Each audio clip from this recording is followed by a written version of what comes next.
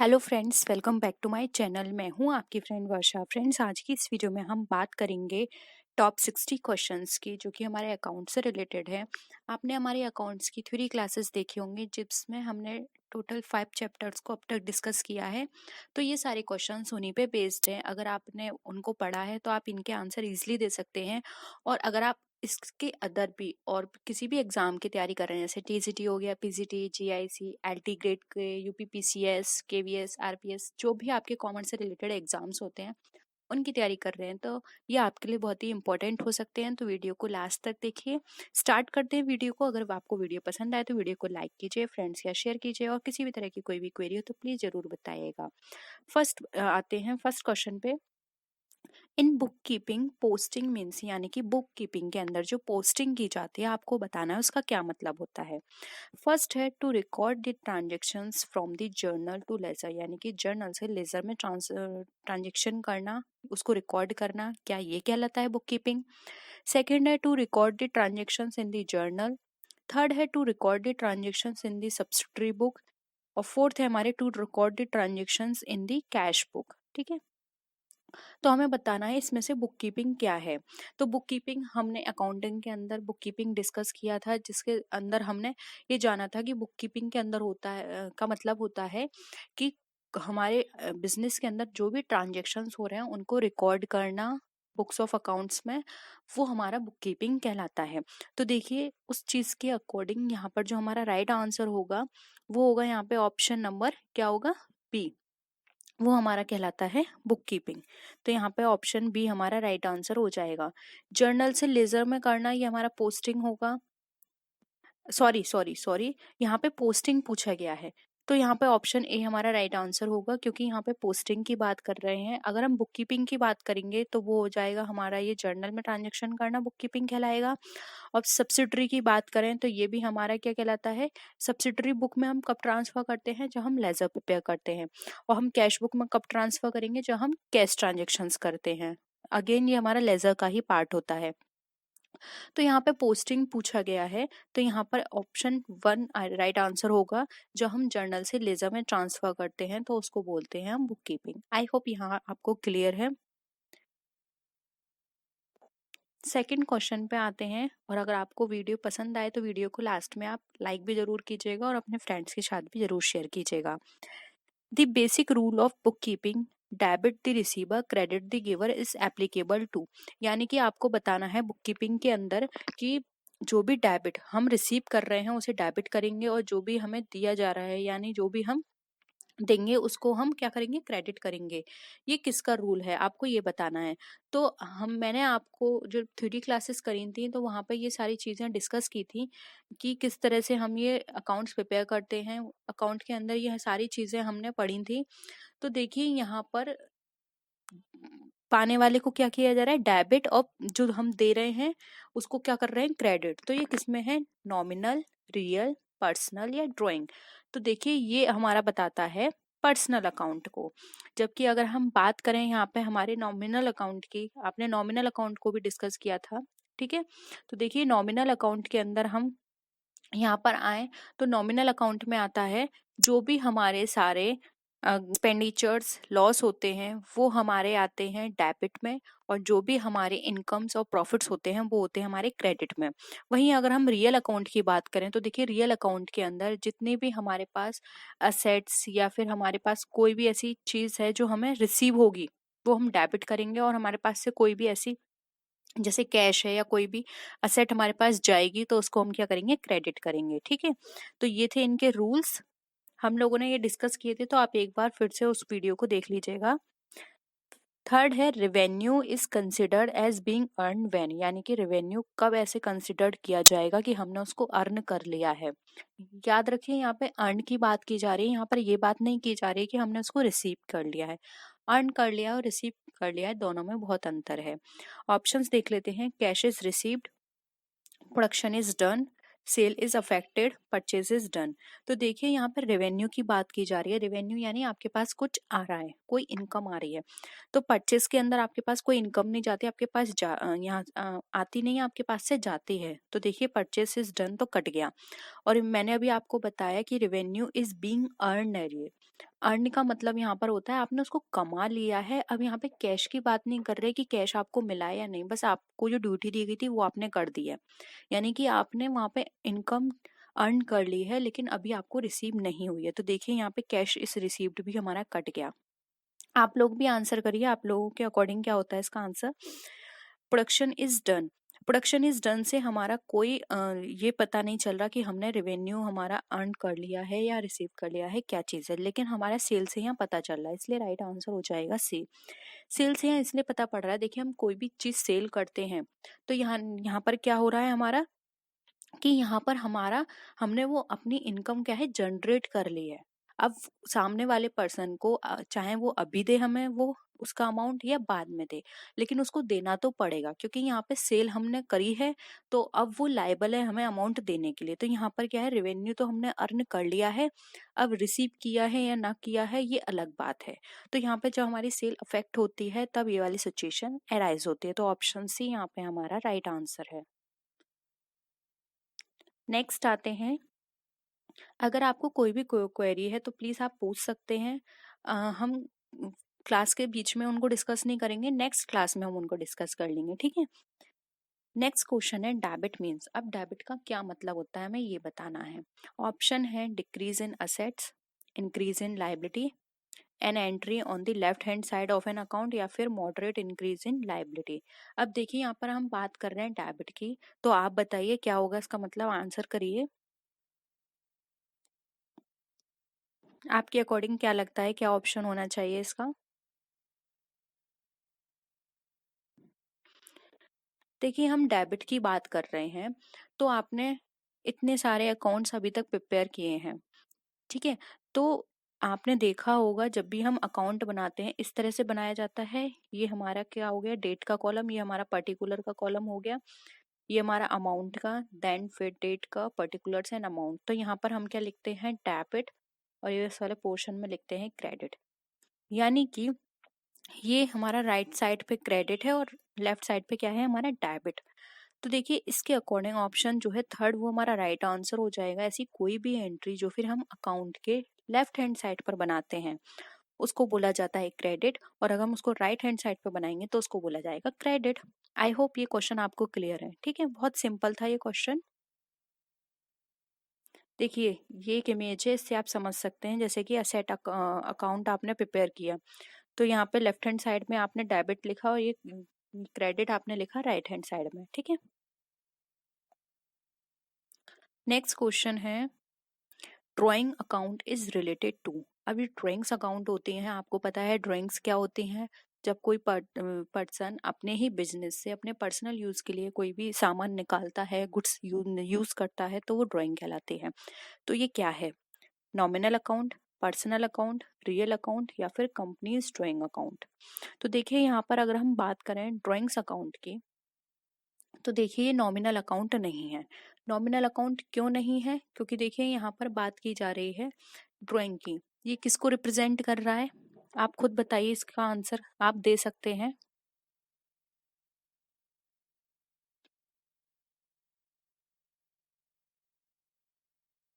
बताइए इसका क्या आंसर होगा, नॉमिनल होगा या फिर पर्सनल अकाउंट होगा, या फिर इसका अकाउंट हम अगर हम बात करें यहाँ पर तो वो होगा हमारा रियल अकाउंट। इन तीन में से कौन सा अकाउंट हमारा हो सकता है। देखिए ड्राइंग अकाउंट की यहाँ पर बात करें तो ड्राइंग अकाउंट हमारा एक तरह से अगर हम बात करें तो वो हो जाएगा हमारा पर्सनल अकाउंट, क्योंकि ये पर्सन को रिप्रेजेंट कर रहा है। ऐसे कोई भी अकाउंट जो कि किसी पर्सन को रिप्रेजेंट करते हैं वो हमारे ड्राइंग अकाउंट कहलाते हैं, ठीक है। आई होप ये भी क्वेश्चन क्लियर है। नेक्स्ट आते हैं, which of the following is related to nominal account. अब नॉमिनल अकाउंट क्या होते हैं हमें ये बताना है, इनमें से कौन सा, bank account, commission account, furniture account, या फिर इंटरेस्ट रिसीव्ड अकाउंट। तो देखिए आप शॉर्ट में आपको मैं एक चीज लिखा देती हूँ, देखिए जितने भी पर्सनल अकाउंट होते हैं उसमें पर्सन आते हैं या फिर ऐसी चीज आएंगी जो पर्सन को रिप्रेजेंट कर रही है, जैसे कि कंपनी हो गया, एक किसी पर्सन को रिप्रेजेंट कर रही है, कोई इंस्टीट्यूशन हो गया जो किसी पर्सन को रिप्रेजेंट कर रहा है, ठीक है। फिर आता है हमारा रियल अकाउंट। देखिए रियल अकाउंट में हमारे जितने भी असेट्स होंगे या जितने भी राइट्स होंगे, जैसे कि कॉपीराइट हो गया, पेटेंट हो गया, ये हमारे राइट्स हैं, ठीक है। तो जितने भी राइट्स हैं, जितने भी असेट्स हैं, वो हमारे रियल अकाउंट में जाते हैं। जैसे कि फर्नीचर हो गया, बिल्डिंग हो गया, ये रियल अकाउंट है। वहीं अगर हम आते हैं नॉमिनल अकाउंट पे, तो देखिए नॉमिनल अकाउंट में हमारे जितने भी प्रॉफिट, लॉस, इनकम और एक्सपेंडिचर, ये जितनी भी चीजें होती हैं वो हमारी नॉमिनल अकाउंट के अंदर कंसिडर की जाती हैं। ठीक है, तो आप देख लीजिए यहाँ पे नॉमिनल अकाउंट की बात कर रहे हैं, तो इसमें नॉमिनल अकाउंट में क्या आएगा यहाँ पर? यस, बताइए क्या होगा इसका राइट आंसर? देखिए इसका जो यहाँ पे राइट आंसर होगा वो होगा यहाँ पे हमारा ऑप्शन नंबर बी, जो कि हमारा कमीशन अकाउंट। क्योंकि कमीशन हमारे लिए क्या है, एक तरह से हमारे लिए एक्सपेंडिचर है। वहीं अब हम बैंक अकाउंट की बात करें तो ना ही कोई प्रॉफिट, लॉस, इनकम या एक्सपेंडिचर को शो कर रहा। फर्नीचर भी हमारा किसी भी तरह की इन चीजों को शो नहीं कर रहा। फर्नीचर क्या है, हमारे लिए रियल अकाउंट है क्योंकि ये हमारे असेट्स है। वहीं इंटरेस्ट रिसीव्ड अकाउंट जो है ये भी हमारे लिए क्या है, हमारे लिए एक तरह से हम यहाँ पर बात करें तो ये हमारे लिए एसेट की तरह यहाँ पे काम करेगा। और ऊपर से यहाँ पे सॉरी, ये जो इंटरेस्ट अकाउंट की बात कर रहे हैं तो ये यहाँ पर नहीं आएगा। यहाँ पर जो आएगा हमारा वो होगा कमीशन अकाउंट, क्योंकि ये एक हमारे लिए एक्सपेंडिचर है। और अगर यहाँ पर हमने कमीशन रिसीव भी किया होगा, क्योंकि यहाँ पे ये नहीं लिखा कि कमीशन हमने दिया है या रिसीव किया है, अगर ये रिसीव भी किया है तब भी ये हमारे नॉमिनल अकाउंट के अंदर कंसिडर किया जाएगा। इसलिए ऑप्शन बी यहाँ पे हमारा राइट आंसर है। नेक्स्ट आते हैं goodwill account. Goodwill account is related to, अब गुडविल अकाउंट जो है हमारा किससे रिलेटेड है? Nominal account, personal account, real account या फिर टेंजिबल अकाउंट्स। तो देखिए अगर हम गुडविल की यहाँ पर बात करें तो मैंने अभी आपको बताया था जितने भी राइट्स हैं, असेट्स हैं, वो हमारे रियल अकाउंट के अंदर आते हैं। इसलिए यहाँ पे ऑप्शन सी, रियल अकाउंट हमारा राइट आंसर है। क्योंकि ये जो गुडविल है ये हमारे लिए एज असेट है, और ये एज अ हमारे लिए राइट है क्योंकि ये हमने खुद अर्न किया है, तो ये हमारी है। ठीक है, तो ऑप्शन यहाँ पे सी जो है हमारा राइट आंसर हो जाएगा। नेक्स्ट आते हैं प्रीपेड इंश्योरेंसेस। अब प्रीपेड इंश्योरेंस क्या है? नॉमिनल अकाउंट, नॉमिनल कर लीजिएगा इसे, nominal account, personal account, real account या फिर प्रीपेड अकाउंट। तो देखिए प्रीपेड इंश्योरेंस की यहाँ पर बात करें तो प्रीपेड इंश्योरेंस हमारा एक तरह से क्या, कौन सा अकाउंट होगा ये आपको बताना है। जल्दी बताइए इसका आंसर क्या होगा प्रीपेड अकाउंट? देखिए प्रीपेड अकाउंट की बात करें तो जितने भी हमारे ऐसे एक्सपेंडिचर होते हैं जो कि हमने प्रीपेड करे होते हैं, या फिर यहाँ पर अगर हम बात करें कि ऐसे कुछ आउटस्टैंडिंग हमारे ट्रांजेक्शन्स भी होते हैं, तो वो हमारे पर्सनल अकाउंट के अंदर कंसिडर किए जाते हैं। यहाँ पे प्रीपेड इंश्योरेंस की बात की गई है, तो यहाँ पे ऑप्शन बी हमारा राइट आंसर हो जाएगा, बी। अब कुछ एग्जाम्पल्स हैं, जैसे कि देखिए प्रीपेड रेंट अकाउंट हो गया, आउटस्टैंडिंग रेंट हो गया, आउटस्टैंडिंग सैलरी हो गई, इंटरेस्ट अक्रूड हो गया, इंटरेस्ट आउटस्टैंडिंग अकाउंट हो गया। ये सारे हमारे क्या हैं, पर्सनल अकाउंट के अंदर कंसिडर किए जाते हैं। ठीक है, आप इनको नोट कर लीजिएगा। नेक्स्ट है according to the going concern concept a business entity assume to have. यानी कि अगर हम गोइंग कंसर्न कॉन्सेप्ट की बात करें तो हमारी बिजनेस की एंटिटी किस तरह की होती है? एक लॉन्ग लाइफ की, a very short life, and indefinite life या फिर अ मीडियम लाइफ। देखिए यहाँ पर हम बात करें गोइंग कंसर्न कॉन्सेप्ट की, तो गोइंग कंसर्न कॉन्सेप्ट के अंदर ये बताया जाता है कि हमारा जो बिजनेस है, या फिर ये एज्यूम करके चलते हैं कि हमारा जो बिजनेस है वो लॉन्ग टर्म तक रहेगा। ठीक है, मैं आपको ये डिस्कस भी कर चुकी हूँ, तो आप इजीली इसका आंसर कर सकते हैं। जल्दी बताइए इसका क्या आंसर होगा?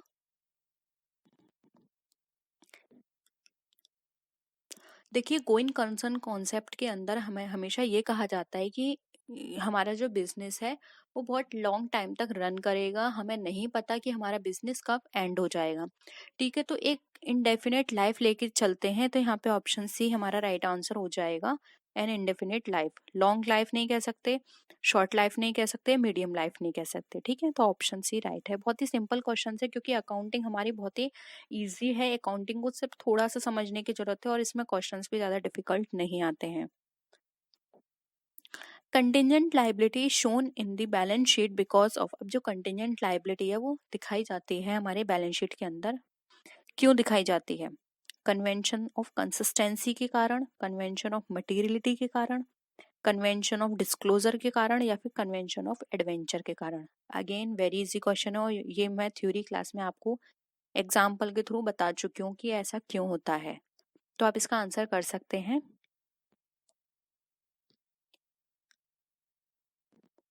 देखिए, कंटिजेंट लायबिलिटी वो लायबिलिटी होती है जो कि हमें नहीं पता कि फ्यूचर में लायबिलिटी है, होगी भी या नहीं होगी, मतलब एक सस्पेंस बना रहता है। तो ये हमारी वहां पर बैलेंस शीट के अंदर एज अ फुटनोट वहां पे शो कर दी जाती है कि ये हो भी सकती है फ्यूचर में, नहीं भी हो सकती। तो ये इसलिए करी जाती है क्योंकि हम सबको पता है कि अकाउंटिंग के कुछ अपने प्रिंसिपल्स हैं जिनको फॉलो करना पड़ता है। तो उन्हीं में से एक प्रिंसिपल है हमारा प्रिंसिपल ऑफ डिस्क्लोजर या फिर convention of disclosure.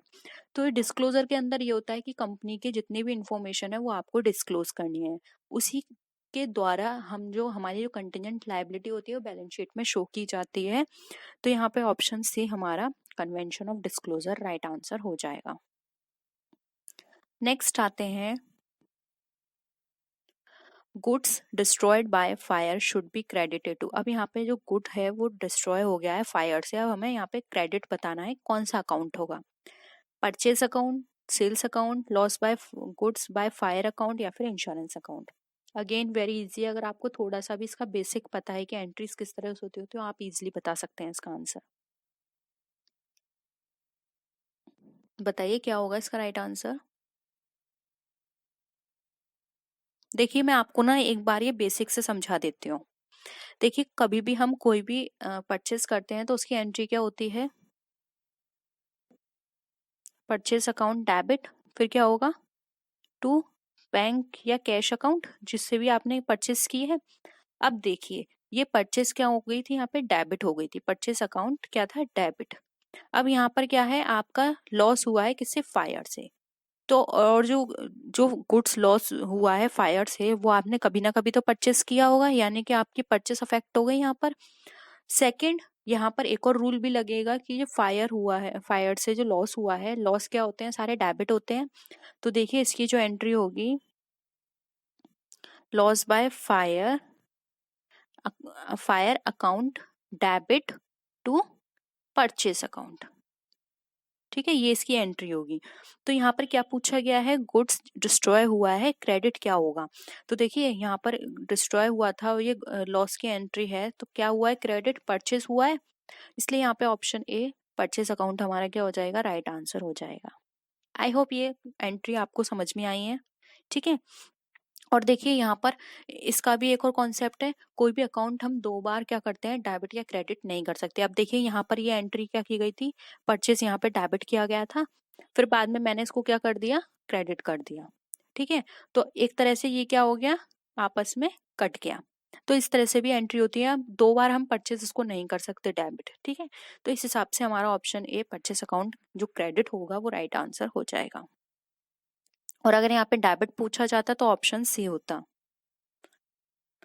Next question पे आते हैं, which of the following books should be use to record purchase of furniture on credit. अब इसमें से कौन सी बुक है जो कि हमारी सॉरी इसमें से हमें ये बताना है, use to record purchase of furniture on credit. ठीक है, कोई भी ऐसा फर्नीचर है जो कि हमने परचेज किया है क्रेडिट पर, तो कौन सी बुक में हमारी एंट्री होगी, रिकॉर्ड करना है, ये बताना है, cash book, journal, purchase book या फिर sales book.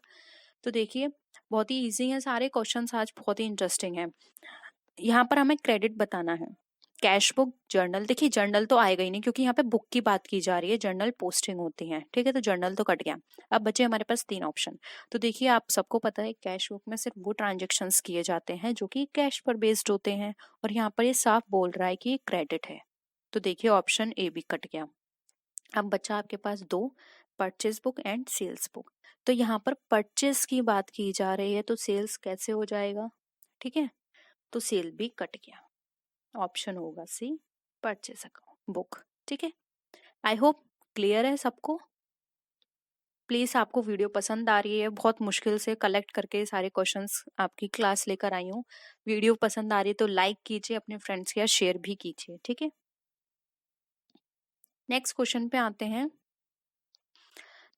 The credit balance in the bank account is. अब जो क्रेडिट बैलेंस है बैंक अकाउंट के अंदर हमें वो बताना है, वो क्या होगा, एक असेट है या लायबिलिटी है, एक्सपेंस है या कंटिजेंट लायबिलिटी है। तो देखिए यहाँ पे क्रेडिट बैलेंस की बात की जा रही है बैंक अकाउंट के अंदर। तो आप इजीली बता सकते हैं इसका क्या आंसर होगा, जल्दी बताइए किसका कमेंट आता है सबसे पहले।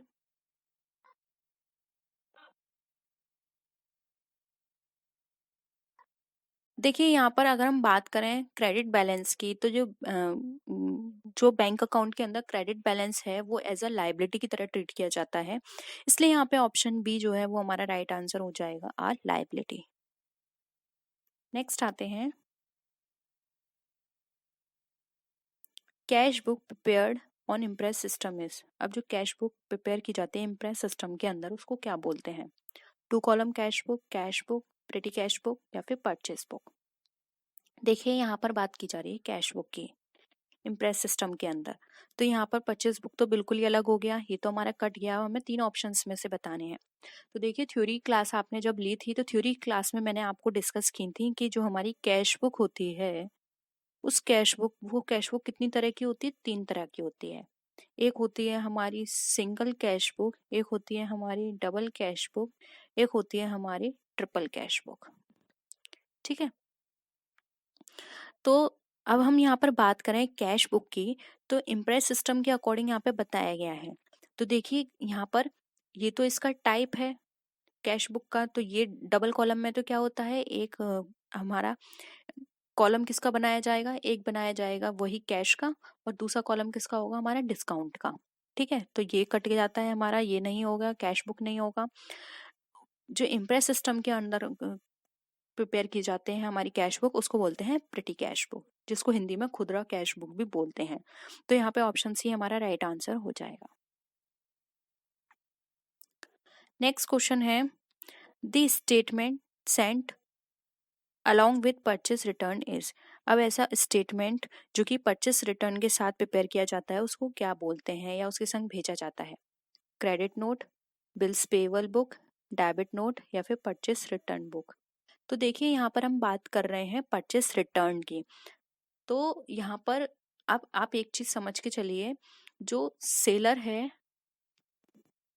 सेलर जो होता है वो प्रिपेयर करता है क्रेडिट नोट, और जो बायर है वो प्रिपेयर करता है डेबिट नोट।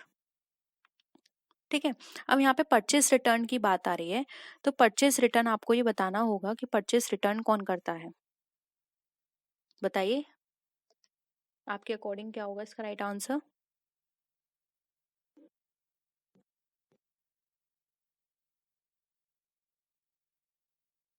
ये याद रखिएगा कि ये सेलर और ये जो बायर होते हैं, ये जब भी इनको कोई डिफेक्ट मिलता है तब ये परचेस रिटर्न और सेल्स रिटर्न करते हैं, तभी ये इस तरह के नोट प्रिपेयर करते हैं। तो ऐसी सिचुएशन कब आएगी?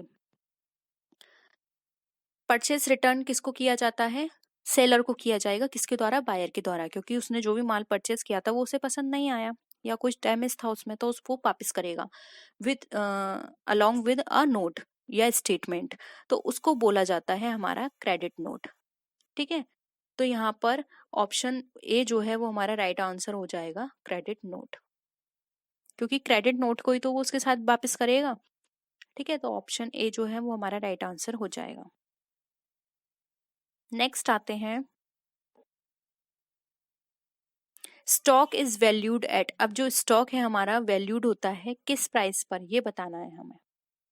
Cost price, market price, cost of market price which ever is lower, cost और कर लीजिएगा, कॉस्ट और market price which ever is lower, और ऑड प्राइस। तो देखिए हमने अब तक स्टॉक के बारे में बात करी है, तो स्टॉक जो होता है वो ऑलवेज हमारा कैलकुलेट किया जाता है, जो भी हमारे कॉस्ट का उसका जो कॉस्ट होगा वो, और उस टाइम पीरियड में जो भी हमारे मार्केट के प्राइस होंगे उनमें से जो भी लो होगा उस पर हम स्टॉक को वैल्यू करते हैं, इसलिए यहाँ पे ऑप्शन सी हमारा राइट आंसर है, हो जाएगा। ठीक है, नेक्स्ट आते हैं, unearned income stock account is. अब अनअर्न्ड इनकम जो होती है वो अकाउंट क्या है हमारे लिए? असेट है, लाइबिलिटी है, एक्सपेंस है या फिर इनकम रिसीव्ड इन एडवांस है? तो देखिए यहाँ पर अगर हम बात करें अनअर्न्ड इनकम की, तो अनअर्न्ड इनकम पहले समझ लेते हैं क्या होती है। तो देखिए अनअर्न्ड इनकम वो इनकम होती है जो कि अभी तक हमने क्या करी है, अर्न नहीं करी है। ठीक है, यानी कि हमने रिसीव तो कर लिया है उस इनकम को, लेकिन अभी हमने उसको अर्न ही नहीं किया है। तो ऐसी इनकम क्या कहलाएगी, आपको ये बताना है। असेट है, लायबिलिटी है, एक्सपेंस है, या फिर इनकम रिसीव्ड इन एडवांस है। बताइए इसका आंसर। मैंने अभी अभी आपको बताया कि हमने उसको अर्न नहीं किया है लेकिन रिसीव कर लिया है। देखिए ये हमारी कहलाएगी लायबिलिटी, क्योंकि हमने कोई भी अमाउंट, इट मीन्स एडवांस ले लिया है, अभी हमने उसका काम नहीं किया है। तो ये एक लायबिलिटी है कि हमें उसका काम करना है, क्योंकि हम एडवांस में पैसा लेके रख चुके हैं अपने पास। तो ऐसी इनकम हमारे लिए लायबिलिटी की तरह ट्रीट की जाती है। और इसी की जगह अगर हमारा अर्नड इनकम होता तो वो हमारे लिए असेट होती, क्योंकि हमने काम तो कर दिया है लेकिन पैसा नहीं मिला है, तो हमारे लिए असेट है, क्योंकि अब हम उससे उसको पैसा लेना ही लेना है। ठीक है, नेक्स्ट आते हैं, डेप्रिसिएशन इज प्रोवाइडेड ऑन। अब जो डेप्रिसिएशन होती है वो किस पे प्रोवाइड की जाती है, fix asset, outward charges, current assets, या फिर इंटेंजिबल असेट्स। बताइए क्या होगा इसका राइट आंसर। देखिए डेप्रिसिएशन की बात करें तो डेप्रिसिएशन हमेशा फिक्स असेट पे लगती है। मैं आपको ये क्वेश्चंस भी कई बार करा चुकी हूँ और थ्योरी में भी बता चुकी हूँ। वहीं अगर हम इंटेंजिबल की बात करें तो वहाँ पे अमोर्टाइजेशन होता है। आउटवर्ड चार्जेस पे कोई भी तरह का इस तरह का चार्जेस नहीं लगते हैं। करंट असेट पे भी चार्जेस नहीं लगते हैं। करंट असेट में क्या, हमारा कैश आ गया, हमारा बिल्स रिसीवेबल्स आ गए, ये हमारे करंट असेट में आते हैं। ठीक है, तो यहाँ पे ऑप्शन ए राइट आंसर हो जाएगा, फिक्स असेट। नेक्स्ट है heavy expenditure to launch a new product is. अब कोई हैवी एक्सपेंडिचर किया है आपने किसी प्रोडक्ट को लॉन्च करने में, तो वो क्या कहलाएगा, capital expenditure, revenue expenditure, deferred revenue expenditure, या फिर अदर एक्सपेंडिचर। तो देखिए यहाँ पर अगर हम बात करें हैवी एक्सपेंडिचर की या एडवर्टीजमेंट की, तो ये हमारा इसका बेनिफिट कब तक मिलेगा, काफी सालों तक। और आपने पढ़ा होगा ऐसा कोई भी एक्सपेंडिचर जो कि बहुत लार्ज अमाउंट पे होता है और बहुत टाइम तक उसका बेनिफिट हमें मिलता है, तो ऐसे एक्सपेंडिचर को हम एक बार में शो नहीं करते हैं अपने अकाउंट्स में, क्योंकि अगर एक बार में शो कर देंगे तो इतना हैवी एक्सपेंडिचर से क्या है, हमारा लॉस दिखाने लगेगा, बैलेंस शीट हमारी गलत पोजीशन दिखाएगी, जिससे कि हमें आगे तक बहुत लॉस होगा, हमारे इन्वेस्टर्स को नेगेटिव इमेज जाएगी हमारी। तो यहाँ पर क्या होता है, इस तरह के एक्सपेंडिचर को हम कुछ सालों में राइट ऑफ करते हैं, जैसे कि 5 साल 10 साल ऐसे राइट ऑफ करते हैं। तो अब तक आपको इसका आंसर ही पता चल गया होगा। इसका आंसर है सी, इसको बोलते हैं डेफर्ड रेवेन्यू एक्सपेंडिचर, जिसको हम कुछ कुछ करके जो हमने अमाउंट सेट कर लेते हैं उसके अकॉर्डिंग पर हम कुछ सालों में उसको क्या करते हैं, राइट ऑफ करते हैं। तो ऑप्शन सी हमारा यहाँ पे राइट आंसर है। नेक्स्ट क्वेश्चन है, provision for bad debt is calculated on. अब ऐसा प्रोविजन जो कि bad debt, sorry, bad debt के लिए प्रोविजन है वो कैलकुलेट किया गया है क्रेडिटर्स पर, सेल्स पर, परचेस पर, या फिर डेटर्स पर। तो यहाँ पे बैड डेट की बात की जा रही है।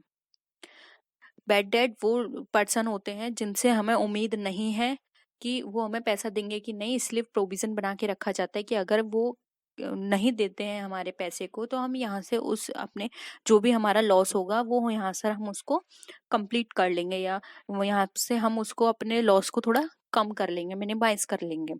तो इस तरह की चीजें हमारे डेटर्स के साथ होती हैं। तो ऑप्शन डी राइट आंसर है, क्रेडिटर्स। तो वो हो गया जो हमसे पैसा लेगा, सेल्स और परचेस से कोई इफेक्ट नहीं पड़ता, तो राइट आंसर हो जाएगा डी, डेटर्स।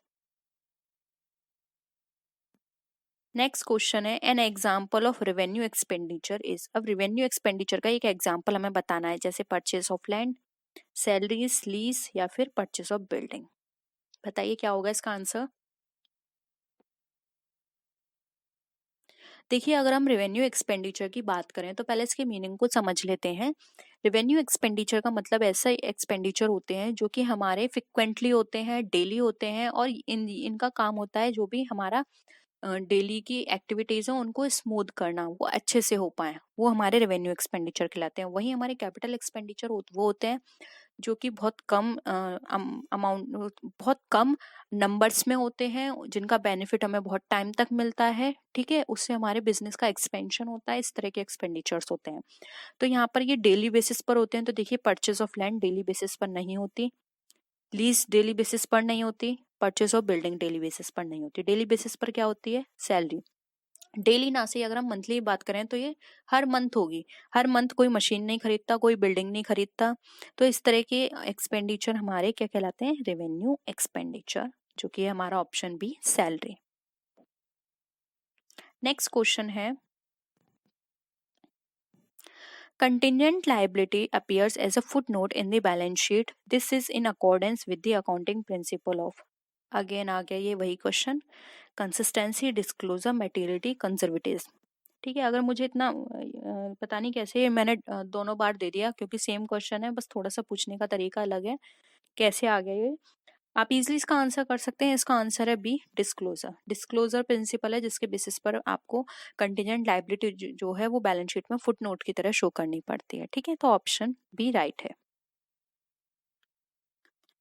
नेक्स्ट क्वेश्चन है, preparation of trial balance help in deduction of. अब ट्रायल बैलेंस को प्रिपेयर किया है, वो जब हम ट्रायल बैलेंस को प्रिपेयर करते हैं तो वो हमारी किस चीज में हेल्प करेगा? Error of principle, compensating error, error of whole omission, या फिर क्लरिकल एरर। देखिए, हमने ट्रायल बैलेंस की जब थ्योरी डिस्कस की थी तो वहां पे मैंने आपको स्टार्टिंग में ही बताया था कि इसके कुछ ड्रॉबैक हैं। अब वो ड्रॉबैक भी अगर आपको याद है तो उसके बेसिस पर आप ये आंसर कर सकते हैं। मैंने बहुत सारे ड्रॉबैक बताए थे जिसके बेसिस पे हम कह सकते हैं कि हाँ, ट्रायल बैलेंस से हमें फायदा नहीं होता। आई होप अब तो आपको वो सारी चीजें रिकॉल हो रही होंगी जो मैंने आपको बताई थी। देखिए, इसका जो राइट आंसर होगा वो होगा ऑप्शन डी, क्लरिकल एरर। जो ट्रायल बैलेंस होता है वो सिर्फ हमारी मैथमेटिकल एरर जो होती है उनको दूर करता है। मैथमेटिकल एरर का मतलब यहाँ पर ये है कि डेबिट और क्रेडिट बैलेंस मिलना चाहिए। अगर वो मिल जाता है तो हम ये एज्यूम करके चलते हैं कि हमारे सारे अकाउंट्स सही तरह से प्रिपेयर हैं। इसके अंदर हमारे एरर ऑफ प्रिंसिपल नहीं पता पड़ पाती, क्योंकि हमने क्या चीज क्रेडिट करनी है, डेबिट करनी है, गलती से अगर डेबिट वाली क्रेडिट में, डेबिट और क्रेडिट वाली डेबिट में कर दी तो ये हमें नहीं पता चलेगा इसमें, क्योंकि यहाँ पे तो बस हम बैलेंस देखते हैं। वहीं कॉम्पेंसेटिंग एरर भी इसमें हमें नहीं पता चलेगा। एरर ऑफ होल ओमिशन, कोई भी एंट्री ऐसी है जिसको हमने उसमें रिकॉर्ड ही नहीं किया तो वो भी हमें पता नहीं चलेगी। ठीक है, यहाँ पे सिर्फ हमें मैथमेटिकल एरर पता चल जाता है, तो ऑप्शन डी यहाँ पे हमारा राइट आंसर है। नेक्स्ट क्वेश्चन है, error of principle arise when. अब एरर ऑफ प्रिंसिपल हमारा कब होता है? Proper distinction is not made between capital and revenue, या फिर there is an omission of transactions, wrong amount are entered in the subsidiary book. Fourth option है हमारा, transactions are entered in the wrong subsidiary books. बताइए क्या होगा इसका right answer? इसमें बात कर रही है एरर ऑफ प्रिंसिपल की, यानी कि जहाँ पर हम जो भी हमारे प्रिंसिपल्स हैं उसके बेसिस पर हम यहाँ पर एंट्री नहीं कर पा रहे हैं, तो वो हमें बताना है कि इस तरह के एरर हमें कब होते हैं हमारे। देखिए, एरर ऑफ प्रिंसिपल का मतलब यहाँ पर ये है कि जहाँ पर हमें यही ना पता हो कि हमारा कोई भी एक्सपेंडिचर जो है वो डेली बेसिस पर हो रहा है या फिर हमारा कभी कभी होता है। ठीक है, कैपिटल है या रेवेन्यू है, तभी हमें इस तरह की प्रॉब्लम आती है। रॉन्ग अमाउंट में तो हमारा ये मैथमेटिकल हो गया। हाँ, ओमिशन की बात करें यहाँ पर तो ये भी हमारा एरर ऑफ प्रिंसिपल का पार्ट नहीं है। यहाँ पर प्रिंसिपल के पार्ट में बात तब आएगी जब हम किसी भी चीज में ये पता ना कर पाए कि इसका ट्रीटमेंट किस तरह से करना है। तो यहाँ पर option A, proper distinction is not made between capital and revenue, हमारा राइट आंसर हो जाएगा। नेक्स्ट क्वेश्चन है, petty cash may be use to pay. अब जो पिटी कैश बुक है वो हमारी किस चीज के लिए इस्तेमाल की जा सकती है? The expenses relating to postage and conveyance, salaries and wages to the final staff, for the purchase of furniture and fittings, या फिर अदर रिकरिंग एक्सपेंसेस। बताइए, पिटी कैश बुक आपने पढ़ा होगा, मैंने थ्योरी क्लास में पिटी कैश बुक को भी बहुत अच्छे से डिस्क्राइब किया था। देखिए, यहाँ पर हम बात करें पिटी कैश बुक की, तो पिटी कैश बुक के अंदर यहाँ पर वो सारे एक्सपेंसेस आते हैं जो कि हमारे बहुत छोटे छोटे एक्सपेंडिचर्स होते हैं, वो वाले इसके अंदर इंक्लूड किए जाते हैं। जैसे कि मैंने आपको एग्जाम्पल में भी बताया था वहां पर जब थ्योरी क्लास चल रही थी कि ऐसा कोई एक्सपेंडिचर जैसे कि जिसमें हमारी नोटबुक आ रही है, हमारा पेन आ रहा है, हमारी पेंसिल आ रही है, इसको धीरे धीरे करके आप नोट कर रहे हो, लेकिन जब आप बाद में इसकी फाइनल कैश बुक में पोस्टिंग करते हो तो कैसे करोगे? स्टेशनरी के नाम से। ठीक है, तो ये छोटे एक्सपेंसेस होते हैं, वो हमारे पिटी कैश बुक के अंदर आते हैं। तो यहाँ पर option A, the expenses relating to हमारे पोस्टेज एंड कन्वेंस, ये हमारे पिटी कैश बुक का पार्ट है, वहां पर यूज की जाती है हमारी पिटी कैश बुक। तो ऑप्शन ए राइट आंसर है। नेक्स्ट क्वेश्चन है, which item is shown on the debit side of the trial balance. अब हमें बताना है ट्रायल बैलेंस में डेबिट साइड में कौन से आइटम्स हमारे शो किए जाते हैं। Rent outstanding, prepaid expenses, purchase return, excess of income over expense और income over expenses by the firm. यानी कि अब देखिए यहाँ पर फोर्थ ऑप्शन तो हमारा कट जाएगा, क्योंकि excess of income over expenses ये हमारा इनकम एंड एक्सपेंडिचर में आते हैं, इस तरह के टर्म्स ये वही हम इंक्लूड करते हैं। अब बात आई first second and third option की, तो इसमें आप बताइए क्या होगा इसका राइट आंसर। देखिए यहाँ पर इसका जो राइट आंसर होगा वो होगा यहाँ पे option number B, prepaid expenses. जबकि रेंट आउटस्टैंडिंग, परचेस रिटर्न हमारा किसका पार्ट है? क्रेडिट साइड का। यहाँ पे डेबिट साइड पूछा है, इस वजह से हमारा जो राइट आंसर हो जाएगा वो होगा ऑप्शन बी, प्रीपेड एक्सपेंसेस। ठीक है, नेक्स्ट है expenditure incurred by a publisher for acquiring copyrights is a, यानी कि ऐसा एक्सपेंडिचर जो कि पब्लिशर के द्वारा यहाँ पर खर्च किया गया है कॉपीराइट को एक्वायर करने के लिए, तो वो क्या कहलाएगा? Capital expenditure, revenue expenditure, deferred revenue expenditure या फिर कैपिटल रिसीप्ट। देखिए कैपिटल रिसीप्ट, यहाँ पे एक्सपेंडिचर की बात कर रहे हैं तो ऑप्शन फोर्थ कट गया। हमेशा ये जब भी आप क्वेश्चन सॉल्व करें तो ये देखिए ऐसा कौन सा ऑप्शन है जो बिल्कुल नहीं होगा, पहले उसको काटने की कोशिश करा करिए, क्योंकि उसके बाद क्या होता है आंसर निकालना बहुत आसान हो जाता है। बताइए अब क्या होगा इसका आंसर? कॉपीराइट के लिए उसने एक्सपेंडिचर किया है ये सारा। देखिए कॉपीराइट यहाँ पर अगर हम बात करें तो कॉपीराइट के लिए किया है, और कॉपीराइट करने में जो एक्सपेंडिचर किया है इससे उसको बेनिफिट कम मिलेगा, बहुत सालों तक मिलेगा। ऐसा तो नहीं है ना कि अभी उसने एक्सपेंडिचर किया दोबारा करेगा फिर बाद में करेगा, बहुत आगे टाइम तक उसको ये इसका वो मिलेगा फायदा। तो ये इसका जो आंसर होगा वो होगा option number A, capital expenditure.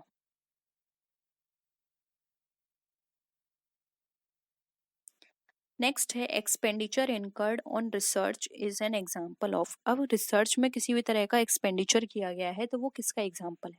Capital, revenue, deferred revenue या फिर पार्शली कैपिटल एक्सपेंडिचर।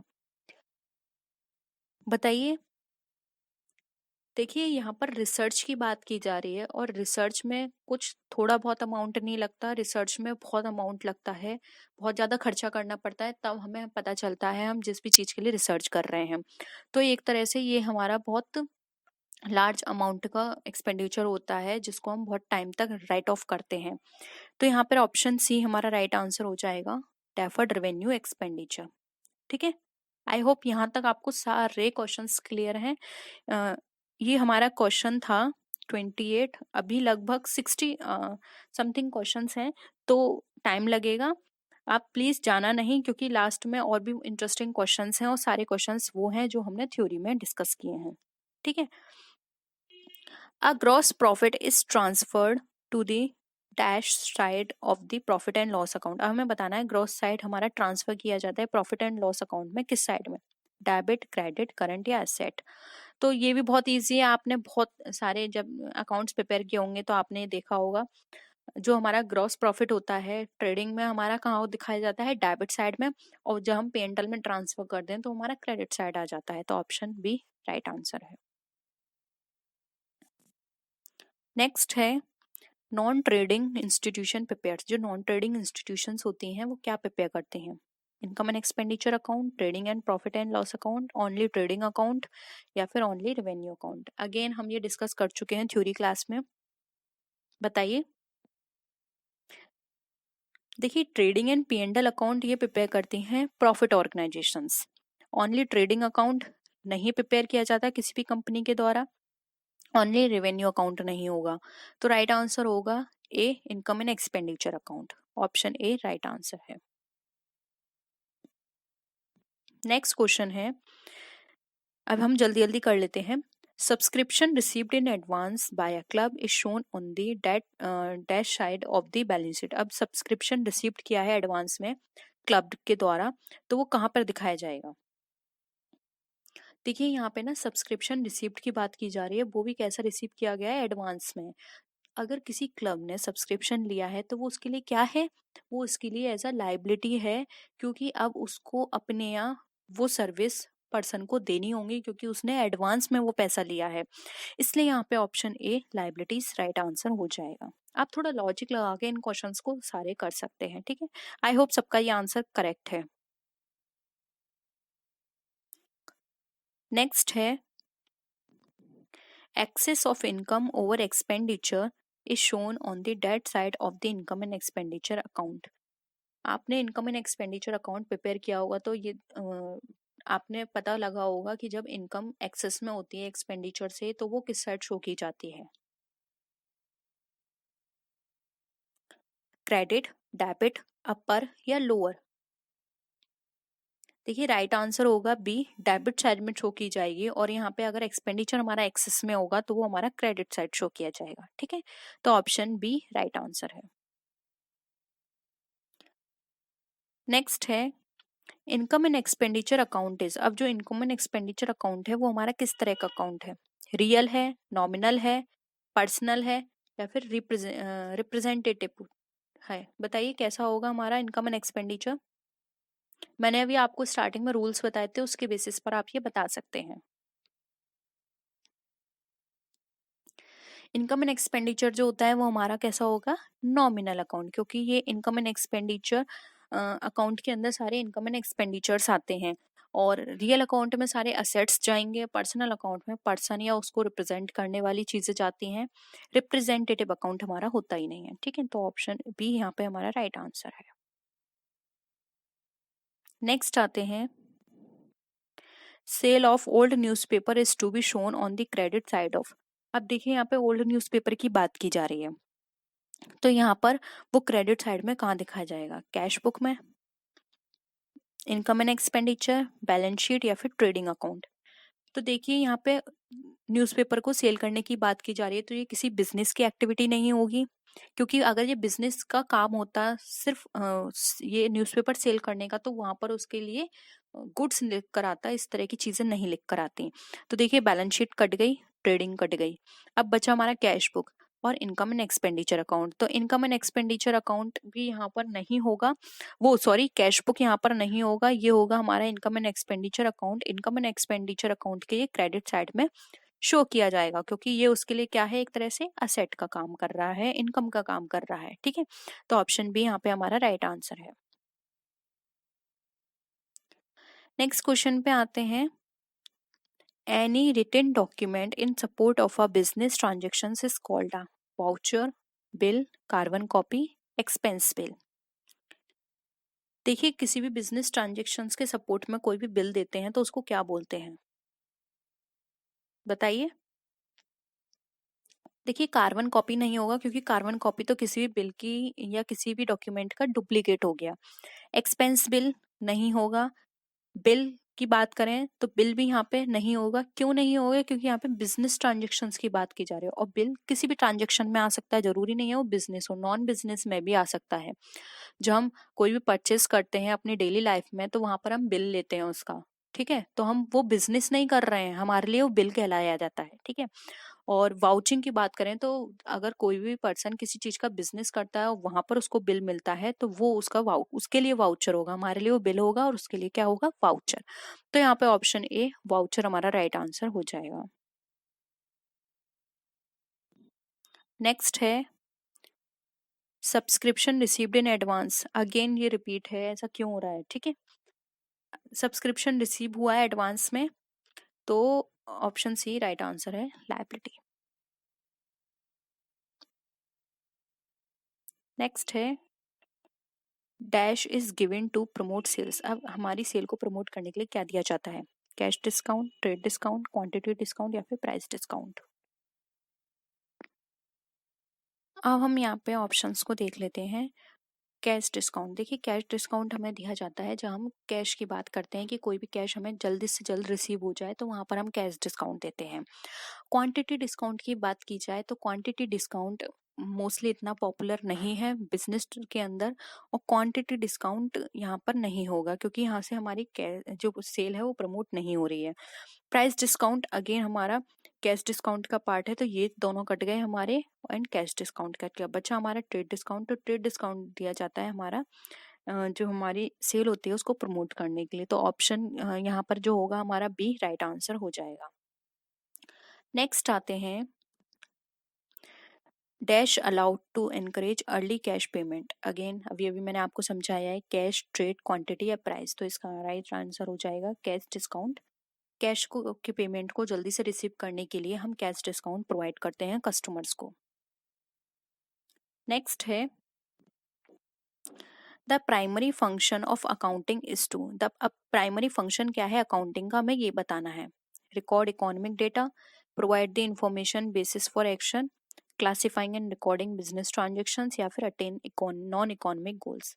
तो आप ये याद रखिए यहाँ पे प्राइमरी फंक्शन की बात की जा रही है। तो बताइए आपके अकॉर्डिंग क्या होगा इसका राइट आंसर।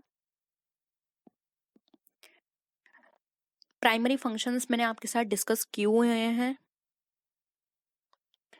देखिए प्राइमरी फंक्शंस की यहाँ पे बात करें तो राइट आंसर होगा यहाँ पे ऑप्शन नंबर सी, क्लासिफाई करना, रिकॉर्ड करना बिजनेस ट्रांजेक्शन ये अकाउंटिंग का सबसे पहला काम है। इसके बाद फर्दर काम आते हैं जैसे कि लेजे उसको समराइज करना, उसको एनालाइज करना, कम्युनिकेट करना, ये अदर फंक्शंस हैं। ठीक है, तो ऑप्शन सी यहाँ पे हमारा क्या हो जाएगा, राइट आंसर हो जाएगा।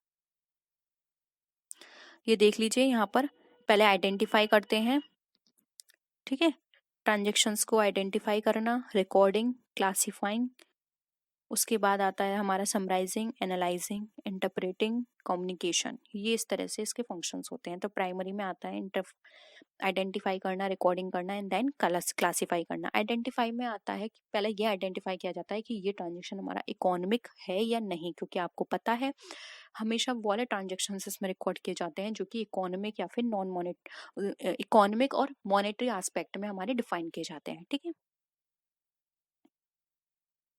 नेक्स्ट आते हैं, the basic function of financial accounting is to record all business transactions, interpret the financial data, assist the management in performing functions effectively, information to management। बताइए, तीन ही है इसके ऑप्शंस, क्या होगा इसका राइट आंसर। आपको फाइनेंशियल अकाउंटिंग का बताना है। तो देखिए फाइनेंशियल अकाउंटिंग के बेसिक प्रिंसिपल की हमें बात करें तो इसमें सारी चीज़ें ऐसी हैं जो कि फर्दर आएंगी, पहले तो हमें उनको रिकॉर्ड करना है। तो यहाँ पर रिकॉर्ड ऑल बिजनेस ट्रांजेक्शन हमारा फर्स्ट है, उसके बाद हम उसको वही क्लासिफाई करेंगे, ठीक है, समराइज करेंगे, तब इंटरप्रेट करेंगे। ठीक है, तो ऑप्शन ए राइट है।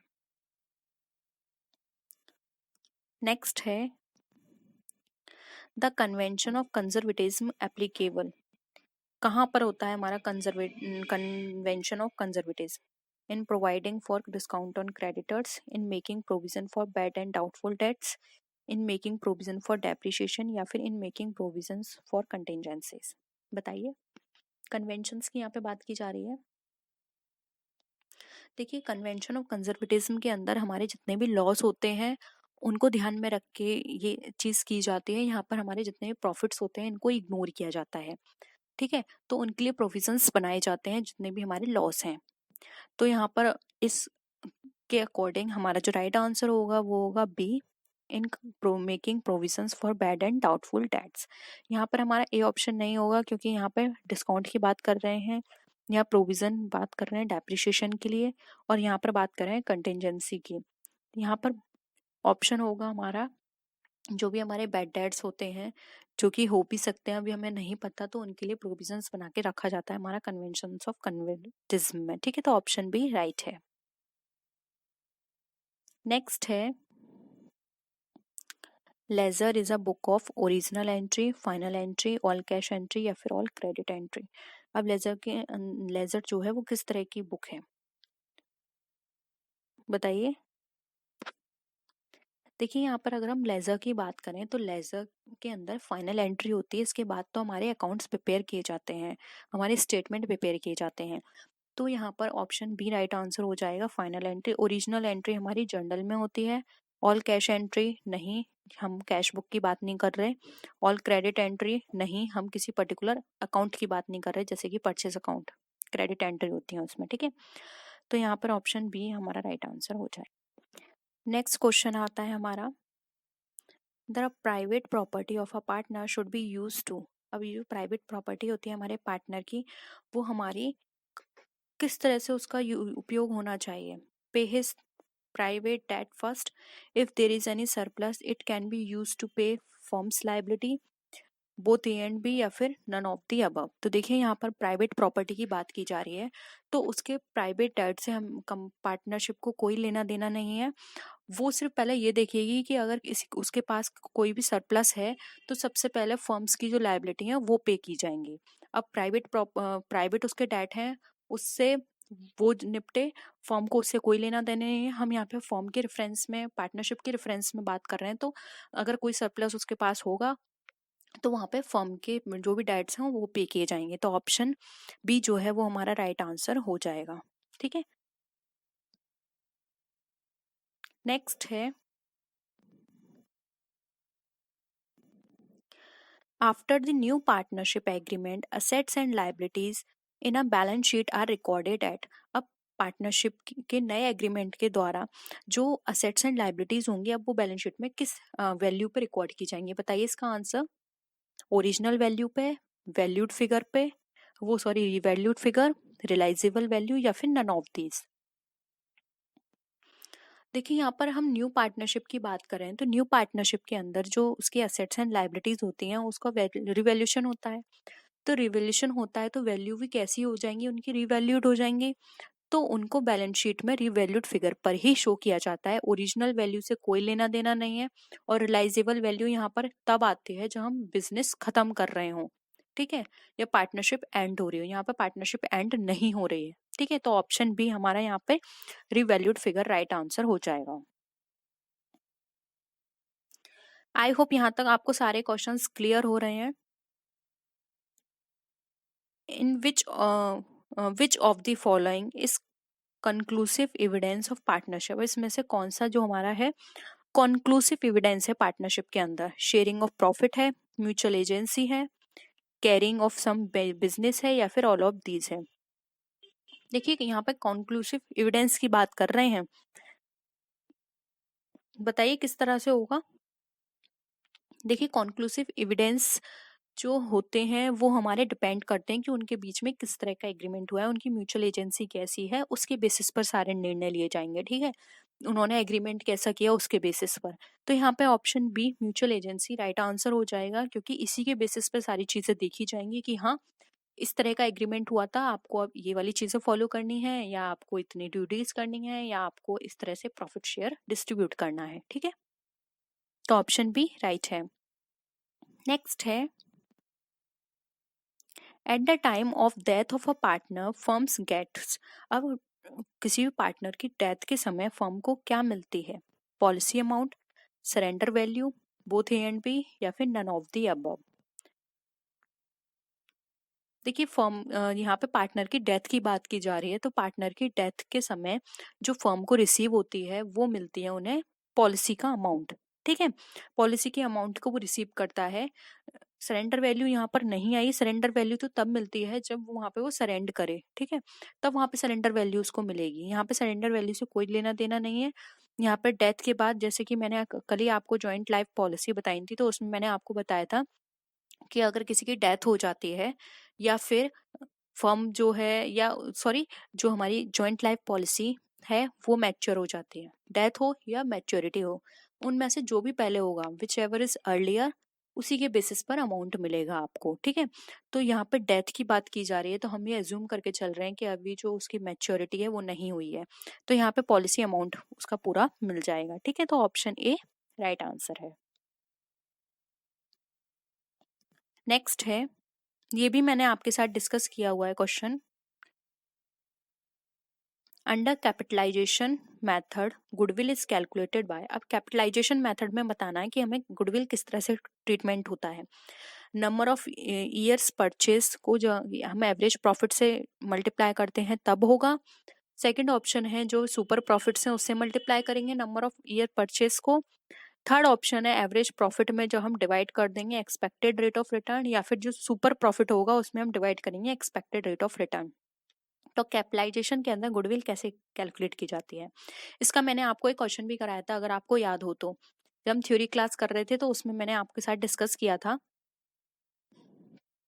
या फिर मैंने इससे पहले अगर आप यूपी टीसीटी और पीजीटी की भी क्लास लेते हैं तो उसमें भी मैंने कैपिटलाइजेशन मेथड पे एक क्वेश्चन आपको डिस्कस किया था गुडविल का। बताइए। देखिए कैपिटलाइजेशन मेथड में क्या होता है, जो भी हमारा सुपर प्रॉफिट निकल कर आता है उसमें हमारा जो एक्सपेक्टेड रेट ऑफ रिटर्न होता है उसको हम डिवाइड करते हैं, तो हमारी जो वैल्यू निकल कर आती है वो हमारी होती है गुडविल की वैल्यू, और जितने भी ईयर्स होते हैं उसके साथ मल्टीप्लाई करके हम निकाल लेते हैं। लेकिन यहाँ पे तो सिर्फ गुडविल की वैल्यू दी है, तो यहाँ पर सुपर प्रॉफिट में जो हम डिवाइड करेंगे एक्सपेक्टेड रेट ऑफ रिटर्न तो वहां पर हमारी गुडविल अमाउंट निकल कर आ जाएगा। तो ऑप्शन डी यहाँ पे हमारा राइट आंसर है। नेक्स्ट है, in which of the following accounting entries are made at the book value of assets and liabilities। अब इसमें से हमें बताना है कौन सी अकाउंट में हमारी जो अकाउंटिंग एंट्रीज हैं वो बुक वैल्यू पर रिकॉर्ड की जाती हैं, रिवैल्यूएशन अकाउंट में, रियलाइजेशन, कैपिटल या फिर सस्पेंस अकाउंट में। बताइए। देखिए यहाँ पे बुक वैल्यू की बात करें तो ये तब ट्रीटमेंट इस तरह का किया जाता है जब हम अपनी वैल्यू का जो भी हमारे एसेट्स हैं उनको उनका रियलाइजेशन करते हैं कि रियल में कितनी वैल्यू वहां पर हमारी निकल कर आ रही है, तब हम वहां पर बुक वैल्यू पर उनको शो करते हैं। ठीक है, तो यहाँ पर ऑप्शन बी जो है वो हमारा राइट आंसर हो जाएगा। आई होप ये भी आपको क्वेश्चन क्लियर है। अब थोड़ा जल्दी जल्दी मैं इसलिए कर रही हूँ क्योंकि टाइम बहुत हो चुका है। नेक्स्ट है, और फिर भी आपको कोई क्वेश्चन में डाउट है तो प्लीज, अब तो मैंने यहाँ पे नंबर मेंशन कर रखे हैं, आप नंबर मुझे बता दीजिएगा, मैं जो भी नेक्स्ट क्लास होगी उसमें डिस्कस कर लूंगी उन सारे क्वेश्चंस को। नेक्स्ट है, retirement of a partner leads to dash of remaining partner. यानी कि अगर कोई पार्टनर रिटायरमेंट लेता है, रिटायर होता है, तो वहां पे जो रिमेनिंग पार्टनर्स होंगे वहां से वो लीड करेगा। क्या किस चीज में लीड करेगा? प्रॉफिट शेयरिंग रेशो में गेन में लीड करेगा, लॉस में करेगा, no change in profit sharing ratio, या फिर नन ऑफ द अबव। बताइए। देखिए यहाँ पर रिटायरमेंट की बात की जा रही है, तो कोई भी पार्टनर जो है जब वो रिटायरमेंट लेता है तो उसको प्रॉफिट शेयरिंग रेशो में गेन होता है। ठीक है, क्योंकि वो बीच में कभी भी रिटायरमेंट ले सकता है, तो हो सकता है कि उसके रिटायरमेंट लेने के बाद ही कंपनी में लॉस आ जाए, लेकिन वो तो लॉस उसको बियर करना ही नहीं पड़ेगा क्योंकि वो तो ऑलरेडी निकल चुका है। तो यहाँ पे गेन की सिचुएशंस रहती हैं, इसलिए यहाँ पे gain in profit sharing ratio हमारा करेक्ट आंसर हो जाएगा। तो ऑप्शन बी सॉरी ए हमारा राइट आंसर है। नेक्स्ट क्वेश्चन पे आते हैं। The current account of a partner, यानी कि जो करंट अकाउंट होता है किसी पार्टनर का, वो क्या बताएगा? may have a debit or credit balance, will always have a debit balance, will always have a credit balance, या फिर will never have a balance। तो देखिए यहाँ पे हम करंट अकाउंट की बात करें, करंट अकाउंट का मतलब यहाँ पर होता है कि यहाँ पर उस पार्टनर के द्वारा जो भी ट्रांजेक्शन्स किए गए हैं कंपनी से के साथ वो सारे रिकॉर्ड यहाँ पर होते हैं। अब हो सकता है कि उसने कंपनी से कोई ड्राइंग की हो, ये हो सकता है कि उसने कंपनी को कुछ लोन दिया हो, तो दोनों ही तरह के ट्रांजेक्शन्स हो सकते हैं। तो अब दोनों तरह के ट्रांजेक्शन्स होंगे तो हो सकता है कुछ का अमाउंट ज्यादा हो, कुछ का अमाउंट कम हो, इसलिए यहाँ पर डेबिट बैलेंस भी आ सकता है, क्रेडिट बैलेंस भी आ सकता है। तो ऑप्शन ए हमारा राइट आंसर हो जाएगा। आई होप सबका ये वाला आंसर क्लियर है। नेक्स्ट आते हैं, guaranteed profit is given to. बताइए गारंटीड प्रॉफिट किसको दी जाएगी? जल्दी जल्दी आंसर करिए, बहुत टाइम हो चुका है, हमें जल्दी से ये क्वेश्चंस 60 कंप्लीट करने हैं। देखिए रिटायरिंग पार्टनर दे रखा है, incoming partner, heirs of the deceased partner, या फिर all of these. Guaranteed profit की बात करें तो देखिए रिटायरिंग पार्टनर को गारंटीड प्रॉफिट देने का कोई मतलब नहीं बनता, उसको जो पहले से उसको बताया गया है कि आपके पास आपको इतना शेयर दिया जाएगा, वो सिर्फ उतना ही दिया जाएगा, गारंटीड का कोई मतलब नहीं है, और अगर नहीं हुआ है तो नहीं दिया जाएगा। सेम वही डिसीज पार्टनर का है कि अगर हुआ है तो दे देंगे, नहीं हुआ है तो नहीं देंगे। तो यहाँ पे ऑल ऑफ दीज भी ऑप्शन कट गया, थर्ड भी कट गया एंड फर्स्ट भी कट गया, पर बचा हमारे पास सेकंड, जो कि है हमारा करेक्ट। देखिए इनकमिंग पार्टनर को गारंटेड प्रॉफिट इसलिए दिया जाता है क्योंकि बीच में अगर कोई पार्टनर आता है तो पहले उसको कुछ ना कुछ तो ऐसा प्रॉफिट होना चाहिए ना, जिससे उसे लगे कि हाँ मुझे इस कंपनी में एंटर होना चाहिए, इस कंपनी में अपनी इन्वेस्टमेंट करनी चाहिए। ठीक है, तो वहां पर अगर कोई पार्टनर पार्टनरशिप फॉर्म के अंदर आ रहा है तो आप उसको कुछ गारंटेड प्रॉफिट दोगे तभी वो एंटर करेगा, नहीं तो वो आपके बिजनेस के अंदर क्यों एंटर करेगा। इसलिए यहाँ पे ऑप्शन बी हमारा राइट आंसर है। नेक्स्ट क्वेश्चन है, which of these is not an essential feature of a partnership form. अब इसमें से कौन सा एसेंशियल फीचर नहीं है पार्टनरशिप फॉर्म का, आपको ये बताना है। Mutual agency, compulsory registration, association of two or more person और एग्जिस्टेंस ऑफ बिजनेस। देखिए यहाँ पे एसेंशियल फीचर की बात की गई है जो नहीं है। तो देखिए हमने जब थ्योरी क्लासेस करी थी तब वहाँ पे मैंने आपके साथ इसके फीचर्स को डिस्कस किया था।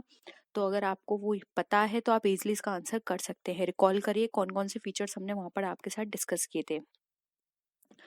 देखिए यहाँ पर दे रखा है म्यूचुअल एजेंसी, ये बिल्कुल करेक्ट है, ये वाला फीचर तो होता है। मैंने आपको बताया था म्यूचुअल एजेंसी के बेस पर ही तो ये पूरा बिजनेस खड़ा होता है, ये पूरा बिजनेस वो कर पाते हैं।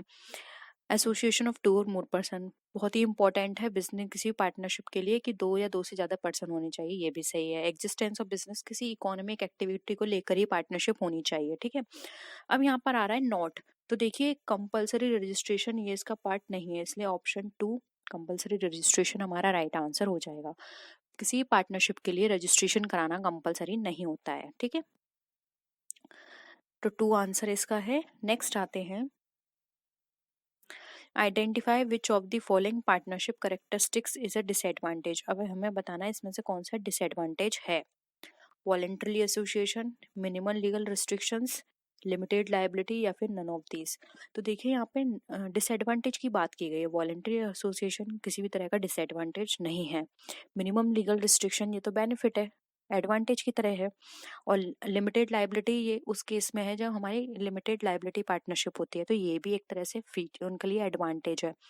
तो यहाँ पे करेक्ट एडवांटेज के लिए बारे में पूछा गया है, तो इनमें से कोई भी डिसएडवांटेज नहीं है, तो ऑप्शन डी हमारा राइट आंसर हो जाएगा। ठीक है, नेक्स्ट आते हैं, when a partner is given guarantee lay the other partner loss on such guarantee will be borne by। यानी कि अगर एक पार्टनर ने दूसरे पार्टनर के लिए गारंटी ली है तो वहां पर अगर किसी भी तरह का लॉस अराइज होता है तो कौन उसको बेयर करेगा। Partner giving guarantee, partner with highest ratio, partnership firm या फिर all the other partner firm है ये। तो बताइए, बहुत इजी है, आप इसका आंसर कर सकते हैं, जल्दी जल्दी कमेंट करिए। देखिए कोई भी पार्टनर अगर उसने गारंटी ली है किसी भी पार्टनर की, और अगर वो वाला पार्टनर अपनी ड्यूटी नहीं करता है या उसकी वजह से कोई भी लॉस होता है, तो जिसने गारंटी ली है सिर्फ उसी को बेयर करना पड़ेगा, रिमेनिंग पार्टनर्स उसको बेयर नहीं करेंगे। तो यहाँ पर ऑप्शन ए हमारा राइट आंसर हो जाएगा, पार्टनर गिविंग गारंटी। ठीक है, नेक्स्ट क्वेश्चन है, the sacrifice of an old partner is equal to. अब जो सेक्रीफाइस है वो ओल्ड पार्टनर का किसके बराबर होना चाहिए। New share minus old share minus new share, both A and B या फिर नन ऑफ दीज। बताइए। देखिए new share minus old share तो हमारा गेनिंग रेशियो होता है, यहाँ पर पूछ रहे हैं सेक्रीफाइसिंग रेशियो, जल्दी बताइए। इसका आंसर होगा बी। ओल्ड शेयर में जब हम न्यू शेयर को माइनस करते हैं तो हमारा सेक्रीफाइसिंग रेशियो निकल कर आता है, इसलिए ऑप्शन बी हमारा राइट आंसर हो जाएगा। नेक्स्ट आते हैं, what type of account is revaluation account. अब इसमें से कौन सा हमारा रिवैल्यूएशन अकाउंट का टाइप है। पर्सनल, नॉमिनल, रियल या फिर नन ऑफ दीज। बताइए रिवैल्यूएशन अकाउंट जो होता है हमारा कौन सा अकाउंट कहलाता है। मैंने आपको बहुत अच्छे से अभी समझा दिया है, मुझे नहीं लगता कि आपको कोई प्रॉब्लम होनी चाहिए। रिवैल्यूएशन अकाउंट हमारा नॉमिनल अकाउंट होता है। ठीक है, तो ऑप्शन बी राइट है। नेक्स्ट है, liability of a partner in a partnership form. अब पार्टनरशिप फॉर्म में पार्टनर की लायबिलिटी कैसी होती है, लिमिटेड, अनलिमिटेड, रिस्ट्रिक्टेड या फिर अनडिफाइंड। बताइए। किसी भी पार्टनरशिप में जब तक वो बताई ना गई हो कि ये पर्टिकुलर लिमिटेड वाली है, किस तरह की पार्टनरशिप है, तो वहाँ पे जो पार्टनर की लायबिलिटी होती है वो अनलिमिटेड होती है, तो ऑप्शन बी यहाँ पे हमारा राइट है। ठीक है, नेक्स्ट है, अब यहाँ पे हमारे को क्वेश्चन में पूछा गया है which of the following factors generally contribute to the value of goodwill of the firm, यानी कि एक गुडविल में कौन कौन से फैक्टर्स जो अपना कंट्रीब्यूशन देते हैं। Quality of goods sold by firm, reputation of the owners, risk involve in business, या फिर ऑल ऑफ द अबव। बताइए इसका आंसर। देखिए यहाँ पे गुडविल की बात की जा रही है, तो अगर कोई भी फर्म अच्छा प्रोडक्ट बेचती है, क्वालिटी उसकी अच्छी होती है, तो वहाँ पर उसकी गुडविल इंक्रीज होगी, ये तो सही है पॉइंट। फिर है रेपुटेशन ऑफ ओनर्स, यस, अगर आपको पता चले कि किसी बिजनेस के अंदर अभी कोई पर्सन है जो कि बहुत फेमस है और वो वहाँ पर उसके साथ इंक्लूड हो गया है, तो आपके लिए उस कंपनी को लेकर उसकी रेपुटेशन बढ़ जाएगी, ये भी सही है। फिर है रिस्क इन्वॉल्व इन बिजनेस, आपको ये भी पता है कि अगर किसी भी बिजनेस में रिस्क ज्यादा होता है तो वहाँ पे प्रॉफिट भी ज्यादा होता है, और प्रॉफिट ज्यादा होगा तो वही गुडविल तो उसकी होगी होगी मार्केट में, तो इसीलिए ये भी सही है, तो ऑप्शन डी राइट आंसर हो जाएगा, ऑल ऑफ दीज। ठीक है, नेक्स्ट क्वेश्चन है, as per partnership act which of these rights are available to a partner, कौन से राइट्स जो है वो पार्टनर को दिए जाते हैं। Bonus, salary, commission, equal profit. बताइए। देखिए पार्टनरशिप एक्ट के अकॉर्डिंग उसको, अगर हम यहाँ पर बात करें, इक्वल प्रॉफिट होना चाहिए, जबकि पार्टनरशिप एक्ट में बोनस, सैलरी और कमीशन के लिए कोई बात नहीं कही गई है। ये कंपनी के पार्टनर, वो पार्टनरशिप के ऊपर डिपेंड करता है कि पार्टनरशिप डीड में अगर पार्टनर्स ने मेंशन किया है कि इतना इतना दिया जाएगा बोनस, सैलरी या कमीशन, तब वो दे सकते हैं, लेकिन पार्टनरशिप एक्ट के अंदर ये नहीं बताया गया है। ठीक है, तो ऑप्शन डी यहाँ पे हमारा राइट आंसर है। उसमें सिर्फ ये मेंशन किया गया है कि अगर कोई भी वहाँ पे वो लोग डीड नहीं करते हैं तो वहाँ पे आपस में प्रॉफिट शेयर को भी इक्वली डिस्ट्रीब्यूट करेंगे।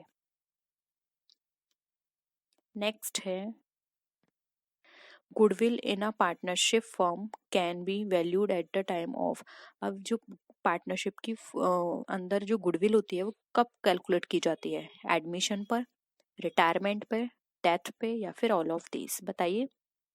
ऑलरेडी मैं आपको ये थ्योरी में बता चुकी हूँ, अगर आपने वो सारे चैप्टर्स करे होंगे तो आज के क्वेश्चंस आपके सारे सही जाएंगे। और प्लीज मुझे कमेंट सेक्शन में बताइएगा आपके कितने मार्क्स के क्वेश्चन जो हैं वो सही हुए हैं, कितने गलत हुए हैं और क्यों गलत हुए हैं। प्लीज प्लीज प्लीज, अब इतने मेहनत मैंने करी है तो थोड़ी सी मेहनत आप भी करिए। ठीक है,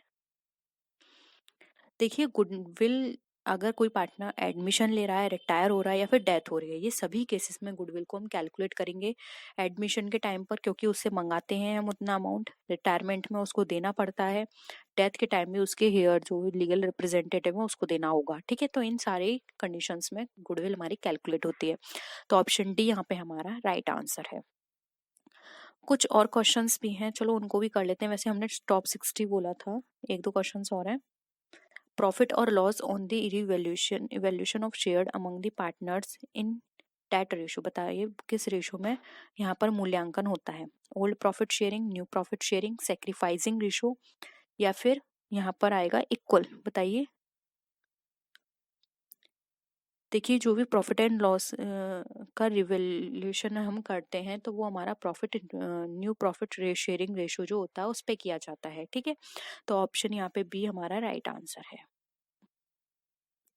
नेक्स्ट है, at the time of retirement of a partner, the existing profit and loss balance is transferred to which account? अब रिटायरमेंट के टाइम पर जो भी प्रॉफिट एंड लॉस का है एग्जिस्टिंग पार्टनर का, वो कहाँ पे ट्रांसफर किया जाएगा। रियलाइजेशन, रिवैल्यूएशन, गुडविल, या फिर एग्जिस्टिंग पार्टनर्स कैपिटल अकाउंट। बताइए। देखिए रिटायरमेंट जिसका हो रहा है उसका जो प्रॉफिट और लॉस है वो ट्रांसफर किया जाता है जो भी रिमेनिंग पार्टनर्स कैपिटल अकाउंट बनते हैं उनके अकाउंट में। ठीक है, तो ऑप्शन डी यहाँ पे हमारा राइट है। नेक्स्ट है, dissolution of partnership firm all firm between all the partners of firm is called, यानी कि जब पार्टनर्स के बीच में डिसोल्यूशन हो जाता है तो वो क्या कहलाता है। Dissolution of firm, dissolution of partnership, dissolution of firm name, या फिर नन ऑफ दिस। अगेन ये भी मैंने आपको कल ही डिस्कस किया है। फर्म के बीच, ये फर्म के जितने भी पार्टनर्स हैं सबके बीच में डिसोल्यूशन हुआ है, तो बताइए क्या कहा जाएगा इसको। इसको कहा जाएगा फर्म का डिसोल्यूशन। ठीक है, क्योंकि सारे पार्टनर्स आ गए हैं, इसलिए ऑप्शन ए यहाँ पे हमारा राइट आंसर है। ठीक है। आई होप ये वीडियो, ये क्वेश्चंस आपको पसंद आए होंगे। आपके कितने मार्क्स आए please please please comment section में ज़रूर बताइए। फीडबैक भी ज़रूर दीजिएगा कि क्वेश्चन का लेवल आपको कैसा लगा, और किसी भी तरह की कोई भी क्वेरी हो तो प्लीज़ ज़रूर पूछ सकते हैं। नेक्स्ट वीडियो में फिर मिलते हैं आपसे और भी अच्छी वीडियोज़ के साथ। तब तक के लिए टेक केयर, बाय बाय।